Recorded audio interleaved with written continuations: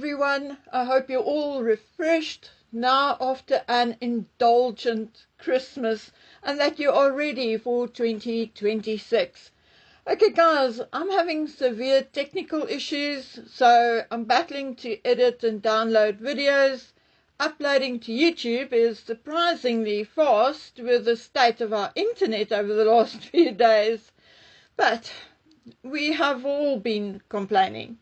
We are supposed to have 4G and fiber, but our internet had been consistently slower than when we lived on the edge of Karlitsdorp and before we upgraded.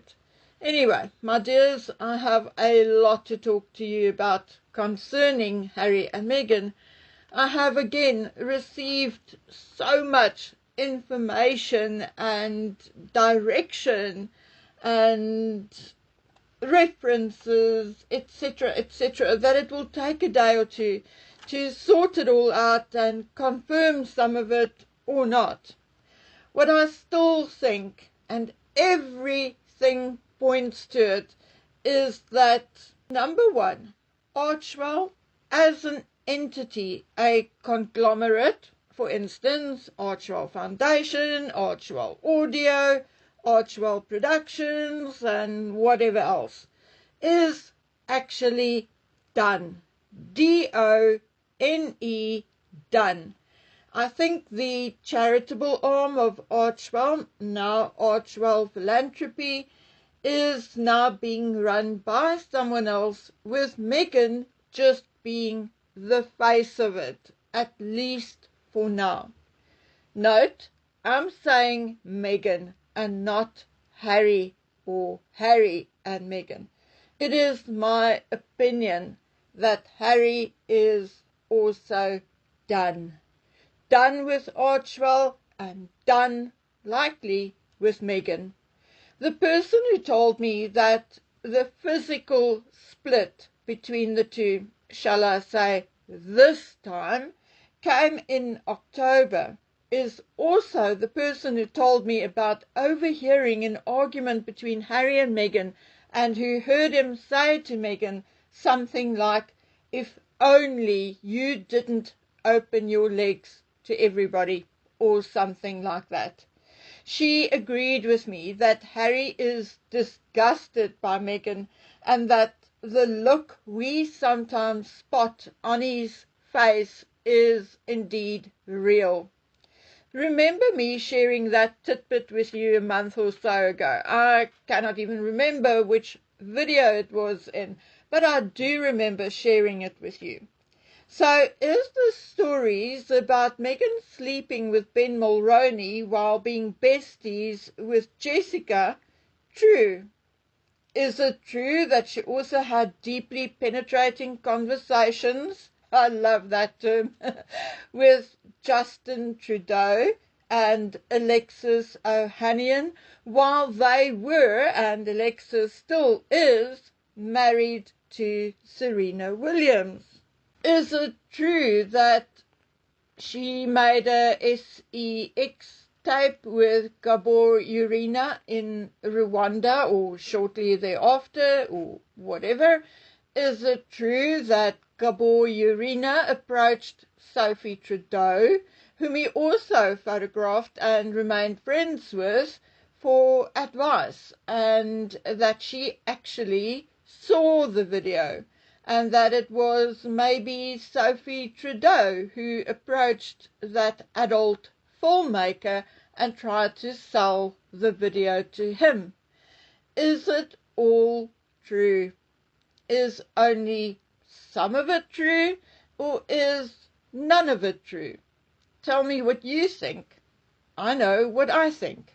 So let's call that the first point I wanted to make. The second is that I'm yet to come across anyone in Meghan's family and even extended family who had not been declared bankrupt at some point.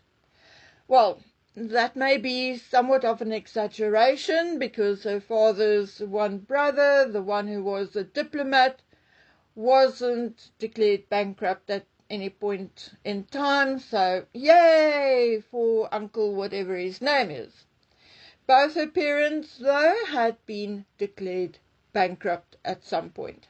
Meghan had never been taught the value of money. She got what she wanted, regardless of her parents' circumstances. In adulthood, we can still see that ignorance and disrespect for money. Meghan is not a great, say, rewearer or recycler, and when she chooses outfits, no matter how mediocre, it is always from a brand name. Even if it looks like shit, you can bet it costs thousands of dollars. Why did she choose a mansion with 9 bedrooms and a 2-bedroom guest cottage when they could have done with 5 bedrooms and a guest cottage, a swimming pool and a tennis court? I'm willing to bet that neither one of them had used that tennis court since they moved in. A movie theater. Who the heck does she think she is? Elvis bloody Presley? Meghan does not care about money or saving or anything related to it. All she knows is that she wants it, lots of it, lots and lots of money. When they got married, Meghan was supposedly already 36 years old. Yet, although she earned decent money at Suits, she leased a car, did not have one of her own, did not own a house or an apartment. She had a few dollars in the bank, and that is it.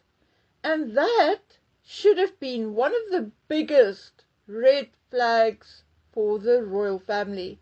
So with a history like that, how could anyone expect her to successfully run a foundation and a business?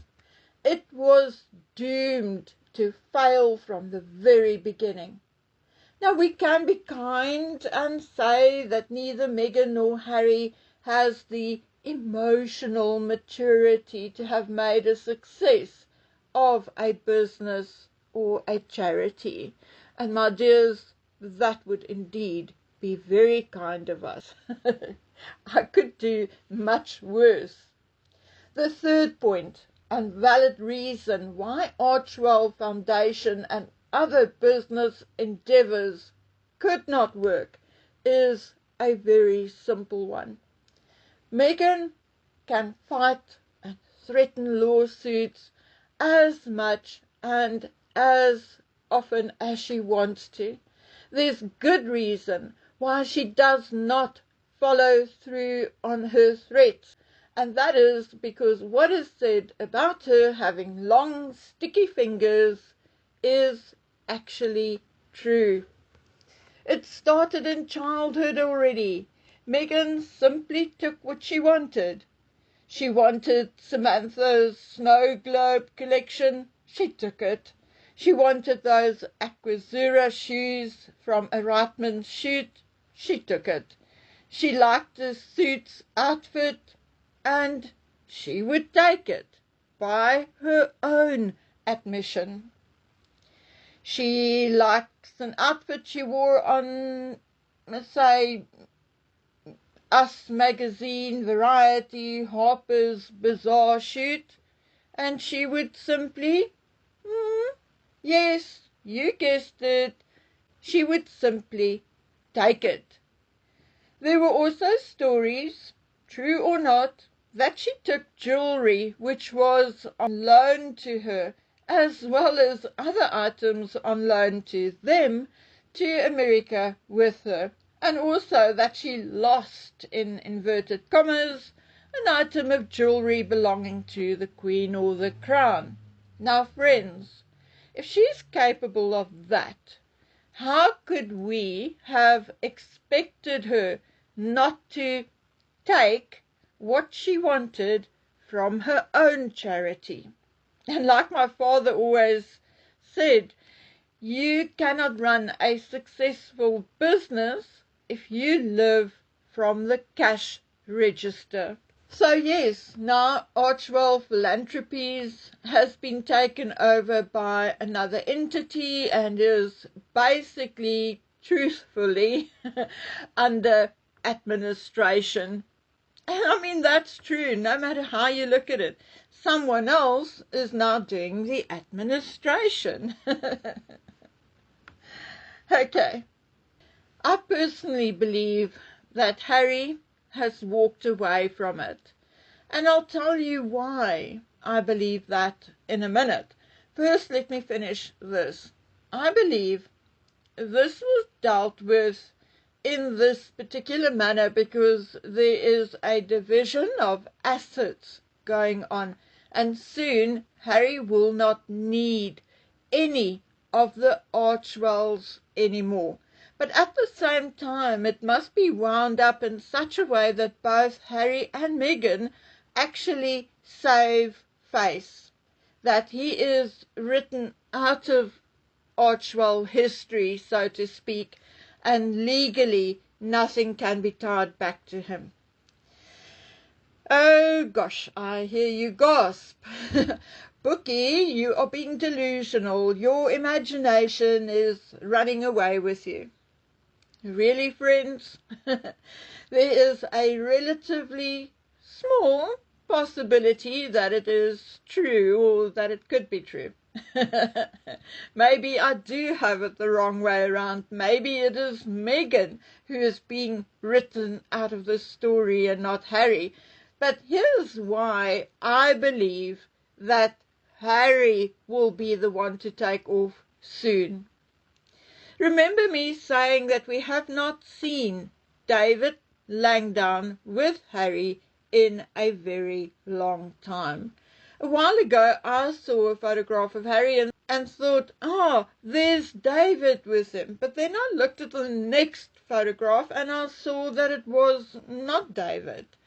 David had been with Harry on and off for more than 10 years by the time Meghan came on the scene.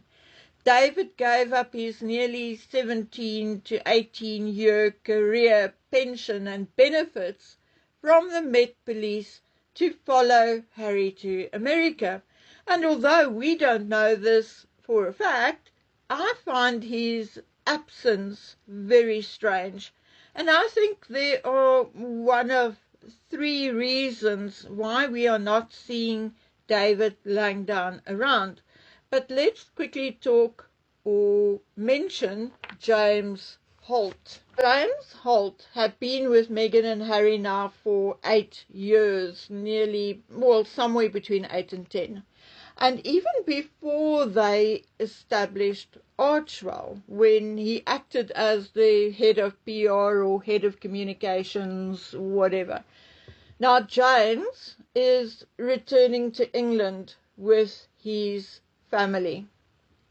My question is, did David also return to England? Are they both returning to England to prepare the ground for Harry's return?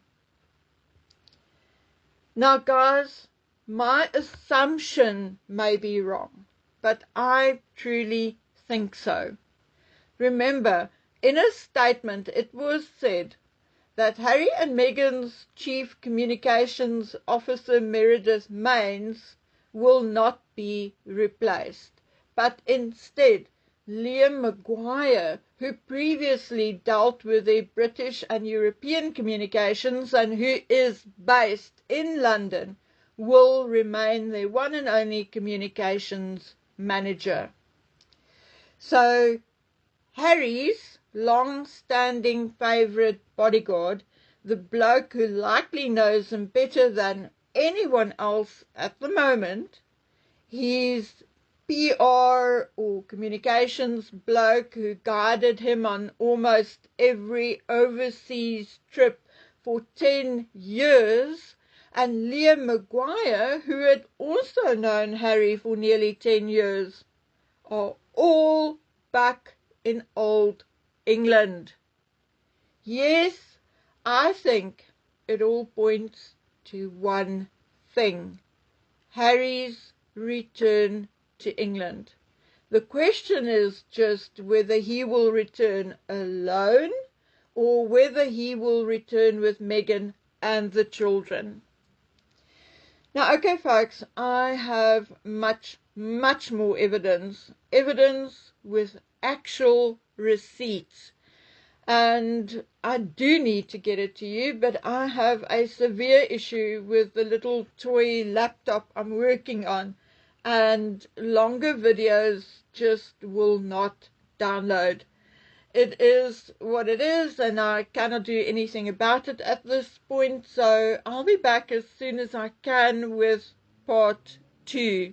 So please take care, stay safe, and I'll see you shortly. Bye.